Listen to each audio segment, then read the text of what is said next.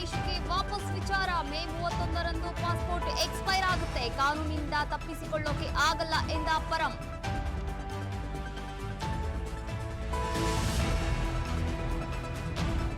ರಾಜ್ಯದಲ್ಲಿ ಲೋಕ ಚುನಾವಣೆ ಸಮರ ಜೂನ್ 6ರವರೆಗೆ ನೀತಿ ಸಂಹಿತೆ ಜಾರಿ ಮುಂದೂಡಿಕೆ, ಚುನಾವಣಾ ಆಯೋಗದಿಂದ ಮಹತ್ತರ ಸೂಚನೆ.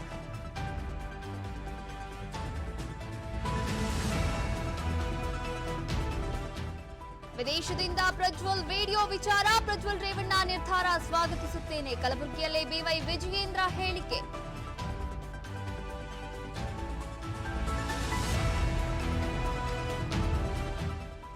ಬೆಂಗಳೂರಿಗರೇ ಚಪ್ಪಲಿ ಧರಿಸುವ ಮುನ್ನ ಹುಷಾರ್, ಚಪ್ಪಲಿಯೊಳಗೆ ಅವಿತಿದ್ದ ನಾಗರ, ಪರಿಶೀಲನೆ ಮಾಡದೆ ಚಪ್ಪಲಿ ಹಾಕಿದ್ರೆ ಯಮಲೋಕ ಫಿಕ್ಸ್.